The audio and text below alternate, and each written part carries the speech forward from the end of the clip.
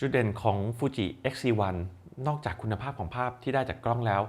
อีกจุดหนึ่งที่เด่นมากๆและเรียกว่าเด่นที่สุดในกล้องระดับเดียวกันก็คือดีไซน์ของตัวบอดี้ครับดีไซน์ของตัวบอดี้ของ Fuji นี่จะเป็น Retro Design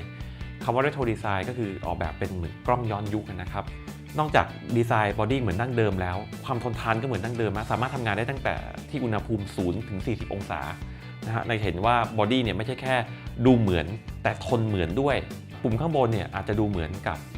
การถ่ายภาพที่เป็นเมนูอย่างเดียวแต่จริงๆแล้วกล้องตัวนี้สามารถที่จะใช้เป็นโหมด A โหมด S โหมด P ได้เหมือนกล้องทั่วไปนะครับถ้าเกิดเราต้องการที่จะปรับตัวชัตเตอร์ให้กล้องทำงานเป็นอัตโนมัติเราก็แค่หมุนตัวชัตเตอร์มาที่ตัว A ช่องรับแสงเช่นกันครับถ้าเกิดเราสับสวิตช์มาที่ตัว A ช่องรับแสงก็ทำงานแบบออโตเมติกดังนั้นถ้าเราปรับช่องรับแสงเป็นออโตเมติกปรับชัตเตอร์เป็นออโตเมติกกล้องก็จะวัดแสงและถ่ายภาพอัตโนมัติทั้งชัตเตอร์และช่องรับแสงก็คือเหมือนโหมด P จะเห็นว่าถึงแม้จะเป็น Retro Design แต่การควบคุมเนี่ยสามารถทำงานได้เหมือนกับฟังก์ชันกล้องรุ่นใหม่ๆตามปกติเลยการสั่งงานก็สามารถทำได้อย่างคล่องแคล่วนะฮะค่าต่างๆจะอยู่ในเมนูส่วนค่าที่ใช้บ่อยซึ่งเป็นค่าที่เกี่ยวกับการถ่ายภาพเราสามารถกดตัว Q แล้วก็จะมีเมนูที่เกี่ยวกับการถ่ายภาพขึ้นมาเราสามารถใช้ปุ่มกระโดดข้ามไปแล้วตั้งค่าต่างๆได้โดยใช้ปุ่มเคอร์เซอร์ขึ้นบนซ้ายขวาเนี่ยในการเลื่อนแล้วก็ใช้ปุ่ม Dial ในการหมุนเปลี่ยนค่าตัวระบบโฟกัสของ Fuji X-C1 เนี่ยสามารถทำงานได้ทั้งออโต้และเมนูโหมดเมนูของ Fuji X-C1 ทำงานได้ค่อนข้างดีการที่เราสามารถกำหนดระยะโฟกัสได้ชัดเจนมีข้อดีอย่างนี้ฮะก็สมมุติว่าเราไปถ่ายภาพแนวสตรีทนะครับอยู่ดีๆเนี่ยเราอาจจะเอากล้องขึ้นมาเล็งเนี่ยอาจจะลำบากเราอาจจะเอากล้องไว้ที่ระดับหน้าอกคราวนี้ถ้าเราอยู่ระดับหน้าอกเนี่ยนะครับเรากดไปแล้วกล้องออโต้โฟกัสเนี่ยกล้องอาจจะไปโฟกัสอะไรที่เราไม่ต้องการก็ได้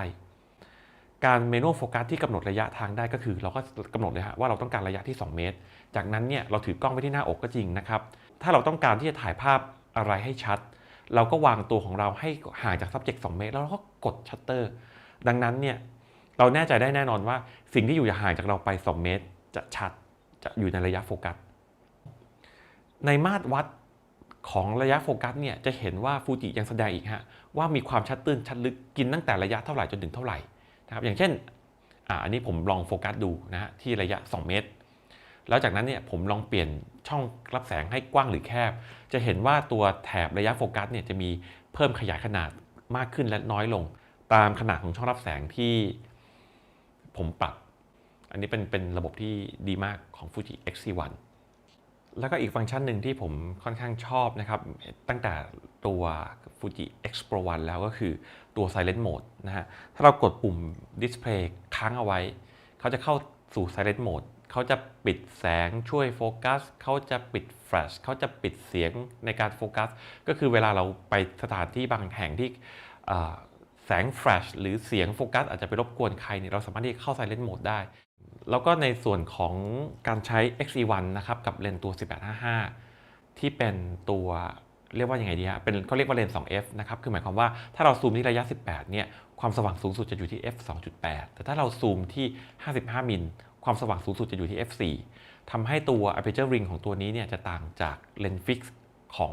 ที่เป็น X series ก่อนหน้านี้นะครับพอเขาเป็นฟิกไม่ได้ปุ๊บเขาก็เลยจะทำว่าจะเป็นตัววงแหวน aperture เหมือนกันแต่การคอนโทรลเนี่ยจะเป็นเหมือนกับ soft control นะครับดังนั้นฟูจิก็เลยมีลูกเล่นน่ารักขึ้นมาอีกนิดนึงก็คือตัว soft control เนี่ยเขาให้เรากำหนดได้ฮะว่าเราเป็นคนถนัดที่จะหมุนวงแหวนไปทางซ้ายหรือเป็นคนที่หมุนวงแหวนไปทางขวา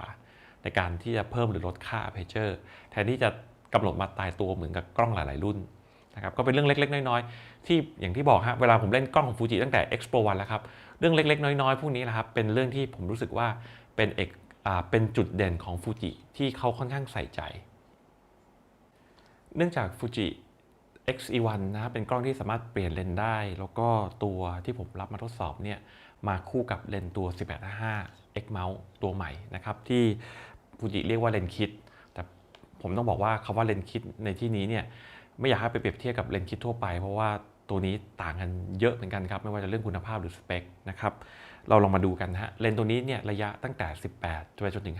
55 f เริ่มที่ 2.8 นะครับไปสิ้นสุดที่ f4 ซึ่งเลนส์คิดทั่วไปที่เรารู้จักกันอาจจะ f ที่ 3.5 ไปสิ้นสุดที่ 5.6 แต่ตัวนี้เป็น f 2.8 เลยค่อนข้างสว่างนะครับมีชื่อเลนส์ aspherical ถึง 3 ชิ้นที่เลนส์ spherical เนี่ยจะทำให้แสงเนี่ยไปตกกระทบเรียกว่า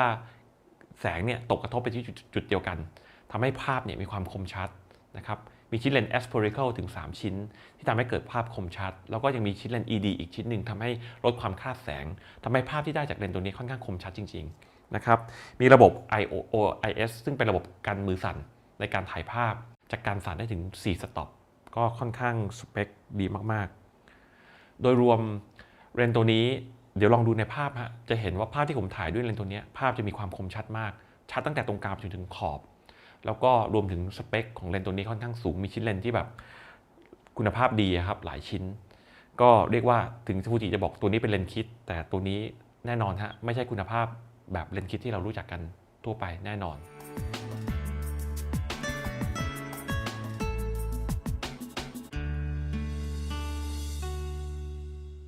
ก็มาถึงบทสรุปของตัว Fuji X-T1 กันนะครับ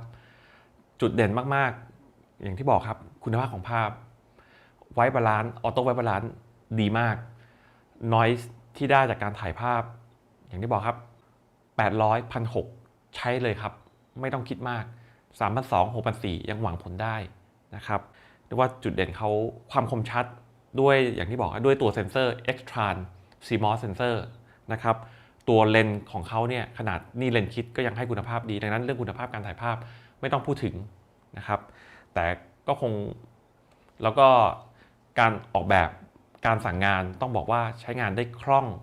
กดปุ่มเนี่ยกดง่ายโอกาสพลาดน้อยแล้วการประสานระหว่างการสั่งงานและมือซ้ายมือขวาทำได้ดีนะครับถ้าพูดถึงเรื่องถ่ายภาพหรือเรื่องคุณภาพของภาพก็คงเป็น Fuji X-E1 แต่ถ้าเทียบกับกล้องตัวอื่นแล้วจุดที่กล้อง X-E1 อาจจะไม่ได้เน้นก็คือพวกลูกเล่นต่างๆเช่นในกล้องระดับเดียวกันบางตัวอาจจะมี picking mode ในการช่วยโฟกัสนะแต่ Fuji เนี่ยก็จะเป็น magnifier ขยาย3 เท่า 10 เท่านะครับกล้อง Fuji มีโหมดถ่ายวิดีโอได้เหมือนกันแต่ผมต้องบอกว่าอาจจะไม่เด่นนักก็คือถ้าจำเป็นต้องใช้ก็สามารถถ่ายวิดีโอได้นะครับมีโหมดพาโนรามาก็สามารถมีถ่ายพาโนรามาได้เหมือนกันแต่อาจจะไม่ได้จุดเด่นของเขาผมรู้สึกว่าเขาโฟกัสที่ตัวคุณภาพของภาพแล้วก็ตัวบอดี้ที่ออกแบบการสั่งงานได้ค่อนข้างดีแล้วก็มีความคงทนแข็งแรงครับผมขอขอบคุณบริษัทฟูจิประเทศไทยนะครับที่ส่งกล้อง